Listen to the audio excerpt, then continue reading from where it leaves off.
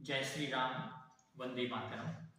आज हम पढ़ने वाले हैं राम लक्ष्मण परशुराम संवाद का भाग 2। भाग 1 के अंत में हमने देखा था कि परशुराम जी लक्ष्मण को कह रहे हैं कि हे राजकुमार, तेरे सर पर काल अर्थात मृत्यु मंडरा रही है, इसीलिए तेरे को कुछ समझ में नहीं आ रहा है कि तू क्या बोल रहा है। तुमने जो ये धनुष तोड़ करके ये बोला है कि हमने इस तरीके से बचपना के अंदर बहुत से धनुष तोड़े थे, मगर तुझे ये ज्ञात होना चाहिए कि ये उन्हीं धनुष के समान नहीं है, अर्थात ये भगवान शंकर का धनुष है। इस तरीके से कहकर के आगे वो बोल रहे हैं। इसकी चौपाई को हम समझ रहे हैं भाग 2 के अंदर। लखन कहा हंसी हमरे जाना, सुनहु देव सब धनुष समाना, काछति लाभ जून धन तोरे, देखा राम नयन के भोरे। का अर्थ हम कर रहे हैं कि लक्ष्मण ने कहा हंस करके, लक्ष्मण ने हंस करके यानी कि उपहास के रूप में परशुराम जी से कहा है कि सुनहु देव सब धनुष समाना, सुनिए देव अर्थात हे भगवान, हे परशुराम जी आप सुनिए, हमारी दृष्टि में तो सारे धनुष एक ही समान है। काछति लाभ जून धनु तोरे, देखा राम नयन की भोरे। भगवान राम को ये जो जून का अर्थ है पुराना, लाभ क्षति, क्षति का अर्थ है क्षति अर्थात हानि, लाभ का अर्थ है लाभ, जून धनु तोरे ये पुराना धनुष तोड़ने से राम भगवान का क्या लाभ और क्या हानि, अर्थात उनको कोई न तो लाभ था और न ही हानि थी। देखा राम नयन की भोरे यानी कि उन्होंने भोलेपन में ही अर्थात अज्ञातता के अंदर ही, अज्ञानता के अंदर ही धनुष को उठाया और पुराना धनुष था इसलिए वो टूट गया है। छुअत टूट रघुपति न दोषु, छुअत टूट छूते ही टूट गया, रघुपति हु न दोषु, रघु के पति अर्थात राम भगवान का इसमें कोई दोष नहीं है। मुनि बिनु काज करिए कतरोषु, हे मुनि श्रेष्ठ आप बिना कारण ही कतरोषु करते रोष कर रहे हैं अर्थात गुस्सा कर रहे हैं, अकारण ही आप गुस्सा कर रहे हैं।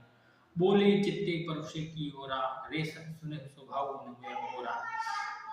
लक्ष्मण के इतने वचनों को सुनकर के परशुराम जी ने बोले चित्ते परुषे की ओर, अपना चित्त है वो परसे की ओर कर करके अर्थात उनको अपना परसा बता करके बोला कि रे अरे मूर्ख, सुनहु स्वभाव मेरा, अर्थात भगवान परशुराम जी ने लक्ष्मण को कहा कि मूर्ख बच्चे तुम मेरे स्वभाव को नहीं जानते हो। बालक बोली बधो नहीं तोई, मैं अभी तक तेरे को बालक का बोध करके यानी कि बालक समझ करके तेरा अभी तक मैंने वध नहीं किया है। केवल मुनि जन जान ही हुई, क्या तुम मुझे केवल एक जड़ मुनि अर्थात केवल एक साधारण ऋषि ही समझ रहा है। मैं कौन हूँ ये बोल रहे हैं कि बाल ब्रह्मचारी अति को ही, विश्व विदित क्षत्रिय कुल द्रोही। मैं बाल ब्रह्मचारी और अति क्रोही करते अति क्रोध करने वाला हूँ। विश्व विदित यानी कि सारे विश्व को विदित है अर्थात जानकारी है कि मैं क्षत्रिय कुल का द्रोही हूँ, अर्थात मैं क्षत्रियों का नाश करने वाला ब्राह्मण हूँ।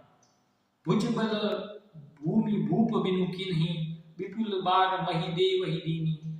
भुजबल अपनी भुजाओं के बल से इस भूमि को भूप बिनु कीनी, भूप का अर्थ है भूप, भू का अर्थ है पृथ्वी, प का अर्थ है पालन करने वाला अर्थात पृथ्वी का पालन करने वाला यानी कि राजा। यानी कि मैंने अपनी इन भुजाओं के बल से इस पृथ्वी को अनेक बार राजाओं का वध कर दिया है अर्थात राजा विहीन कर दी है। और विपुल का अर्थ है अनेक बार, मही देव ही दीनी, मही का अर्थ भी पृथ्वी और देव मही यानी पृथ्वी के देव जो है वो है ब्राह्मण। भूमि के देवता ब्राह्मण है और भूमि को पालन करने वाले क्षत्रिय है। तो यहाँ परशुराम जी कह रहे हैं कि मैंने अपनी भुजाओं की बल से अनेक बार इस पृथ्वी के राजाओं का वध करके वो जमीन है वो ब्राह्मणों को अर्थात योग्य पुरुषों को है वो मैंने दे दी है। सहस्र बाहु भुज छेदनिहारा, ये जो मेरे हाथ के अंदर जो परसा देख रहे हो ये सहस्र बाहु की भुजाओं को छेदन करने वाला है। परशु बिलो महित कुमारा, हे महित का अर्थ है राजा का कुमार अर्थात दशरथ नंदन लक्ष्मण, तुम इस मेरे परसे की तरफ देखिए, ये वही परसा है जिससे मैंने अनेक बार क्षत्रियों का वध कर दिया था। इसलिए मैं कोई साधारण ऋषि या तो मुनि नहीं हूँ, साधारण मैं ब्राह्मण नहीं हूँ। और अब दोहे के अंदर कह रहे हैं कि मातु पितहु जनी सोच बस, करसी महिष किशोर, गर्भन के भरक दलन, परसु मोर अति घोर। माता पिता का जन हित सोच करके मैंने अभी तक तेरा वध नहीं किया है। महिष किशोर का अर्थ हे राजकुमार, मैंने बचपना के अंदर या तो पहले गर्भन के अभरक तलन, परसु मोर अति घोर, मेरे परसे से माता के गर्भ के अंदर पलने वाले बच्चों का भी वध कदाचित हो सकता है। मगर अभी तक तेरा वध नहीं किया, ये तेरे लिए एक सौभाग्य की बात है। इससे अगला भाग हम तीसरे भाग में देखेंगे। तो आशा करते हैं कि आप इसको ठीक तरीके से समझ गए होंगे। जय श्री राम।